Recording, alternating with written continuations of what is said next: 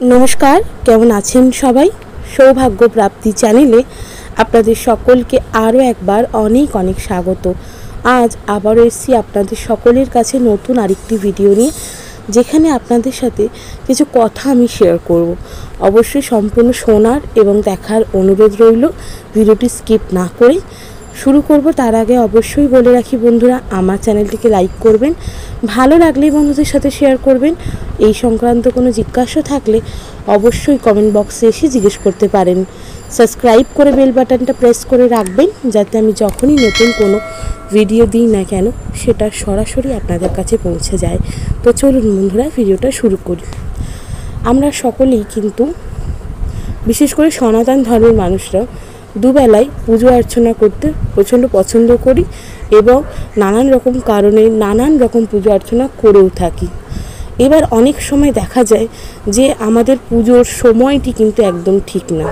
খুব ভালো করে যদি খেয়াল করেন আপনারা দেখতে পাবেন কোনো একটা মানুষ যে নির্দিষ্ট সময়, যার ঘড়ির কাঁটার নড়চড় হয় না, ৬টা মানে ৬টা এরকম সময় যারা পুজো অর্চনা করে তারা দেখবেন সামনের মানুষরা অনেক সাকসেস পাচ্ছে, অনেক উন্নতি হচ্ছে তাদের, কিন্তু আমি এত পুজো অর্চনা করি তাও আমার উন্নতি হয় না। এই ধরনের প্রশ্ন কিন্তু আজকাল সবার মনের মধ্যে রয়েছে।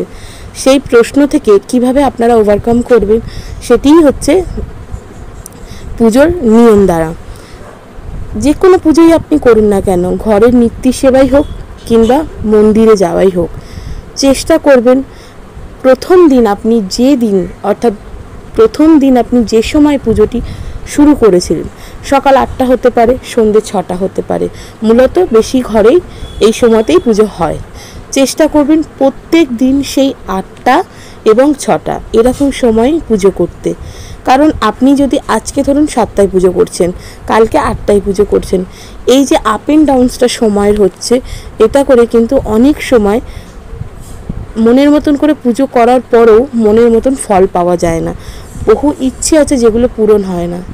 ঈশ্বরের কাছ থেকে যখন কিছু আমরা চাই, মনের মধ্যে এই কামনাটা করি যে ঈশ্বর আমার এই ইচ্ছেটা ঠিক পূরণ করবেন, তখন কিন্তু এই কথাটা আমাকে অবশ্যই মাথায় রাখতে হবে যে তার কাছে যাওয়ার যে সময়টি সেটি একটা সঠিক নির্ধারণ করে রাখতে হবে।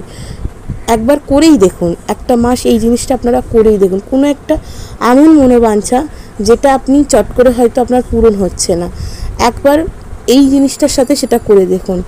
যে কোনো একটা দিন মন্দিরে যাওয়া শুরু করুন কিংবা ঘরের পুজো। আপনার যে এমন কোনো মনের ইচ্ছা যেটা পূরণ হচ্ছে না, সেই মনের ইচ্ছাটা ঈশ্বরকে জানান। চেষ্টা করবেন যখন গেছেন সেই সময়টিকে একবারে মনে রেখে দিতে যে আজকে আমি ঈশ্বরের পুজো ৭টার সময় করেছি কি ৫টার সময় করেছি। চেষ্টা করুন গোটা ১ মাস ধরে সেই একই সময় ঈশ্বরের আরাধনা করতে কিংবা তার পুজো করতে। সেটা আপনি যত সামান্য নৈবেদ্য দিয়েই করুন না কেন, চেষ্টা করবেন একই সময় করার। দেখবেন অনেকাংশে আপনি ভালো রেজাল্ট পাচ্ছেন। যদি মনের মধ্যে এটা থেকে থাকে যে আমি এত পূজা অর্চনা করার পরেও কিছুতে কেন রেজাল্ট পাই না, তাহলে আমার এই টিপসটি কিন্তু ফলো করে দেখতে পারেন, অনেকাংশে ভালো রেজাল্ট পাবেন। ভিডিওটি কেমন লাগলো অবশ্যই আমাকে কমেন্ট করে জানাবেন। সুস্থ থাকবেন, ভালো থাকবেন, দেখা হবে নতুন আরেকটি ভিডিওতে।